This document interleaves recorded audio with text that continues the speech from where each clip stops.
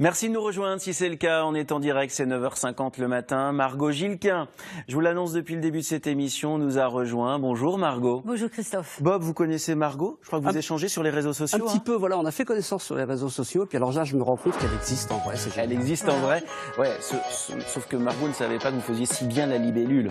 Oui, mais j'ai bossé entre-temps, puis j'avais évité de parler de ça sur les réseaux sociaux. Ouais, pour ceux qui viennent de nous rejoindre, allez voir l'émission en replay, vous verrez Bob faire la libellule au début de cette émission. Margot, le dernier salaire. Vous êtes une quinca, comme beaucoup de quinquas en France, mais vous avez vécu des licenciements violents qui vous ont amené à écrire ce livre pour raconter votre expérience.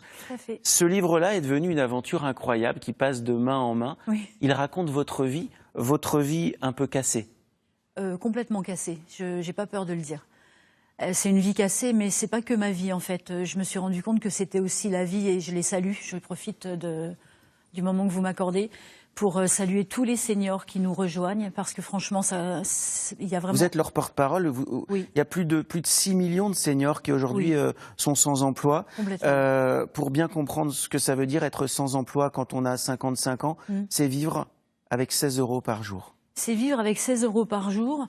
De temps en temps, la vie nous offre un joli rayon de soleil, c'est-à-dire qu'on peut avoir un contrat à durée déterminée qui nous permet de retoucher le bonheur de près, d'avoir un salaire, d'avoir des copines, d'avoir une cantine, de pouvoir revivre un petit peu, souffler. Et puis après, on retouche le chômage et pendant cette période-là, on se bat de nouveau, mais c'est de plus en plus difficile parce que moi j'ai 57 ans.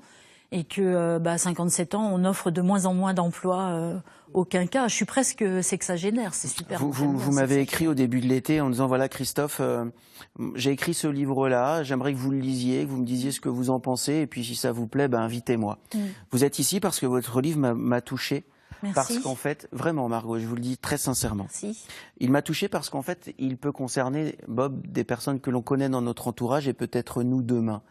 Ces licenciements violents, vous ne vous y attendiez pas évidemment, mais qu'est-ce qui est le plus violent? C'est le moment du licenciement ou c'est le moment où on s'aperçoit que notre vie ne sera plus jamais la même après? Alors, je suis désolée parce qu'à chaque fois, ça c'est le licenciement. Si mes collègues me regardent, elles le savent. Le licenciement, le premier licenciement, je m'en suis jamais remise et je sais pertinemment, même si je travaille dessus, que je m'en remettrai jamais parce que c'est un boulot que je voulais tellement. J'ai tout fait pour l'avoir. J'ai passé des diplômes, je les ai eus à 34 ans, 35 ans, 37 ans.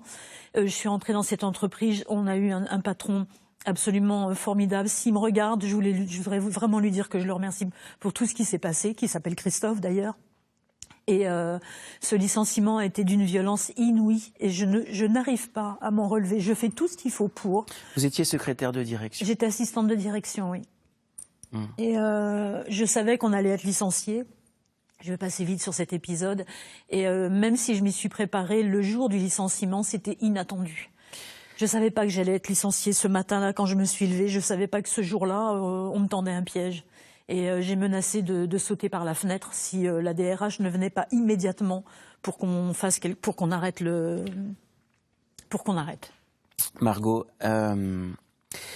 il y a ce moment-là et je voudrais que ceux qui nous regardent comprennent que souvent on entend dire oui, finalement avec le chômage, certains s'en débrouillent bien. On ne peut pas vivre avec 16 € par jour. Vous vous êtes battue comme une lionne pour retrouver du travail. Vous êtes allée même jusqu'à tourner des clips dans des parcs avec d'autres personnes. Vous avez tout fait pour retrouver un travail. Alors, si quelqu'un regarde Margot et peut lui tendre la main, l'aider, s'il vous plaît, faites-le pour elle, mais pour d'autres aussi. Et pour Margot, puisqu'elle est là aujourd'hui. Vous avez tout fait pour trouver d'autres emplois. J'ai absolument tout fait. Il y a des emplois que je ne peux pas exercer parce que j'ai un problème de santé, c'est-à-dire que j'ai une fibromyalgie. Et donc, je ne peux pas faire les vendanges. On m'a reproché de ne pas faire les vendanges, de ne pas faire les saisons, de ne pas faire du ménage. Vous ne pouviez pas? Je ne peux pas. Donc, physiquement, je le fais et 2 jours après, je ne peux pas. Voilà. Dans ce livre-là, vous racontez beaucoup d'anecdotes. Oui. Vous avez forcément croisé ceux qui sont là pour vous aider, entre guillemets, mais qui parfois vous ont pris soit pour une idiote, clairement, soit vous ont proposé des choses complètement débiles. C'est-à-dire qu'on s'aperçoit que quand on cherche un emploi, on peut croiser des gens très très bien, vous en avez croisé, et des gens qui ne comprennent rien à votre vie. C'est ce que vous racontez. Non, malheureusement, ce sont des recruteurs qui sont, j'ai pas peur de le dire, qui sont complètement à côté de la plaque, qui appliquent des choses qu'ils ont appris à l'école, des mots qu'ils ont répétés, re-répétés, et qui n'ont plus de, comment dirais-je, de présence humaine. C'est fini, ça, maintenant. Enfin, ça commence un petit peu à rentrer dans le... Ah, alors... Il y a des pièges dans les recrutements. Vous m'en parliez tout à l'heure, c'est pas trop éditorialisé, mais on peut peut-être en parler, en toucher un mot. Oui. Et vous vouliez parler de ça, de déjouer les pièges des recruteurs. Ça, ça peut être intéressant aussi parce que c'est en marge de ce dont on parle. C'est complémentaire. Et je vous remercie, Bob, parce que Christelle est quelqu'un qui œuvre énormément pour les demandeurs d'emploi et qui a écrit ce livre qui est fabuleux et moi qui m'a permis de décrocher des entretiens d'embauche et surtout de déjouer les pièges en entretien. Ah oui. C'est-à-dire que quand je croise maintenant quelqu'un qui a 25 ans et qui me traite de mamie, je peux ne plus je me braque plus. Vous avez envoyé 1500 CV. Par an. Par an. Wow. Par an. Par an. Vous avez croisé l'arrogance des jeunes, des jeunes DRH. Bob le souligne avec ce livre-là, déjouer les pièges des recruteurs. Finalement, aujourd'hui, votre livre, et c'est certainement l'une de vos victoires, il est utile. Il est utile et utilisé. Oui. Et ça, vous voyez, ça me donne des frissons parce qu'il y a un an de ça, je m'y attendais pas. Et il est utilisé dans une clinique psychiatrique dans le cadre d'une validation post-traumatique suite à des burn-out. On peut faire des burn-out quand on est au chômage. Mais moi, je suis en plein dedans, là, je retombe dedans. Là, je viens de finir une mission de 6 mois. Et ça fait 3 mois que je cherche du travail de nouveau, même si j'ai des moments où je suis très positive parce que je suis en train de créer mon entreprise, enfin ma petite société. Mais je sais pertinemment qu'avant qu'elle se mette en place et que je puisse en vivre, il va me falloir du temps. Donc quand on est vraiment chercheur d'emploi actif et qu'on a besoin de ça pour vivre, on est forcément en burn-out parce qu'on s'épuise. Moi, je dors plus, je recommence à plus dormir. Je recommence à pas dormir, je recommence à avoir certaines addictions ou certains...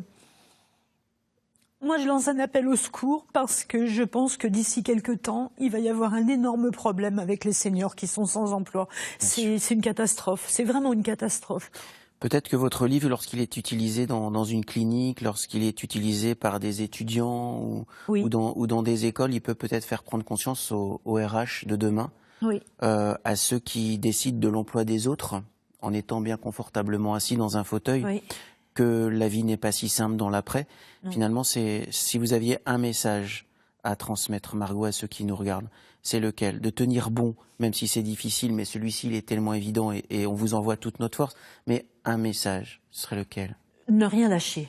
Faut surtout pas poser... Alors, il faut surtout pas poser un genou à terre. Moi, on me fera pas...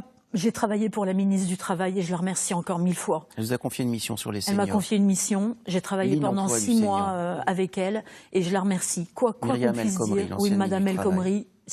Quoi qu'on en dise, moi je passe à côté de tout ça. Moi, elle me permet de manger pendant 6 mois et elle me permet de retoucher du chômage pendant 6 mois. Et là, on va avoir d'autres rendez-vous avec pas avec la ministre du Travail, mais avec son chef de cabinet. Il y a une association qui est en train de se monter. Je vais multiplier mes démarches sur les plateaux télévisés parce que le problème des seniors, je le répète, mais vraiment, et là, vous voyez, j'ai pas envie de pleurer parce que dans ces cas-là, je peux être redoutable. Le problème des seniors, il est vraiment, mais vraiment important. On ne peut pas nous laisser sur le bord de la route. On n'a pas le droit de nous faire ça. Vous avez ébauché une solution quand vous avez parlé tout à l'heure d'une petite société. On ne va pas rentrer dans ces détails, hein, Christophe. Mais est-ce que c'est une solution que vous mettez en avant, dont vous parlez, et puis vous vous dites, vous avez travaillé toute votre vie, vous avez une compétence incroyable dans votre domaine, vous avez été reconnu et donc embauché par Myriam El Khomri, c'est quand même pas rien. Et est-ce que ça suffit pas, ça, pour créer sa propre société, puis de se dire, finalement, si les autres veulent pas de moi, je vais leur proposer à travers des services ce que je sais faire. Il faut les services, il faut que les gens viennent vers vous aussi, même si on fait la démarche avant que qu'on puisse vivre. Moi, j'ai des tas d'amis qui sont télésecrétaires, écrivains publics, biographes familiales, etc. Il faut compter entre 3 et 5 ans avant de pouvoir en vivre. Ah oui, quand même. Voilà. Donc c'est une solution, mais pas immédiate. C'est pas une solution, mais pas immédiate. Ça s'appelle le dernier salaire. Évidemment, je vous en souhaite beaucoup à suivre et à venir. Merci beaucoup. Parce que ce dernier-là, il a été extrêmement destructeur. Oui. C'est très difficile et à la fois très courageux de venir parler de votre expérience. Vous l'avez couché sur le papier. Quand on écrit, on est seul. Oui. Finalement, là, vous êtes confronté aux caméras, au regard de ceux qui nous regardent. Je voulais vous remercier pour votre témoignage, Margot. Merci beaucoup. C'est moi qui vous remercie du fond du cœur pour nous tous. Parce que je ne viens plus que pour moi, je ne viens plus que pour la promo de ce livre. Je viens pour l'ensemble des seniors parce qu'on va monter un mouvement. Donc je vous remercie infiniment. Et j'aurais qu'une phrase. Une phrase, c'est la dernière du livre parce qu'elle est tellement... bien sûr, il y a marqué « Je veux survivre » ici. Oui, là, je veux vraiment survivre. Oui. 16 € par jour. 16 € par jour, 500 € par mois. Allez, un dernier petit CDD pour la route. Allez, quoi? J'ai pas baissé les bras, moi. J'abandonnerai jamais. Non, j'abandonnerai pas. Toujours positiver. Mais oui, je suis un peu émue, c'est normal parce que c'est un combat qui est difficile, mais je suis quelqu'un de très positif. J'ai envie de me mettre à côté de vous. Tant pis, c'est pas grave. Stéphane Hanotel va se débrouiller pour la mise en image, mais je suis ému. Vous avez envie de dire, voilà, ne jamais baisser les bras, c'est des accidents de la vie, c'est des accidents de la route. Vous avez quand même croisé, rassurez-moi, des gens qui vous aident, des gens qui vous tiennent la main. Il y en a, ça existe. Les animateurs télévision, mais si, la télévision a énormément fait pour nous.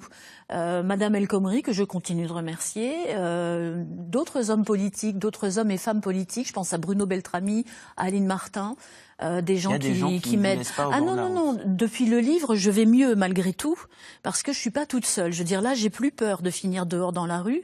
C'était ma crainte. Maintenant, j'ai plus peur de ça. Ce passage-là, il est terrifiant. Le jour où vous vous apercevez que finalement, vous allez pouvoir partir avec un sac à dos et que demain, vous allez vivre dans la rue. Mais vous savez, Christophe, j'ai pas grand-chose à moi. Hein.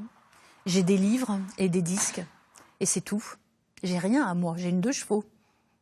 Vous avez votre expérience et puis tout ce qu'on vient de dire. Est-ce que justement ce livre et puis cette expérience ministérielle, etc., vous donnent pas d'autres idées, d'autres ambitions? Pourquoi pas de devenir le porte-parole d'un mouvement ou de... C'est ce qu'on est en train de faire. Peut-être pas politique, mais social. Si, de toute façon, je compte m'engager en politique. Là, pour l'instant, j'ai besoin de vivre, donc il faut que je travaille.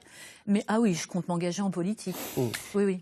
Ne lâchez rien. Non, je lâcherai pas, lâchez rien et on reste en contact. Et chez vous, à la maison, si vous entendez des choses, Bob, tout le monde, à la maison, aidez Margot, aidez tous ceux qui ont besoin de nous, parce que la solidarité, c'est aussi ça.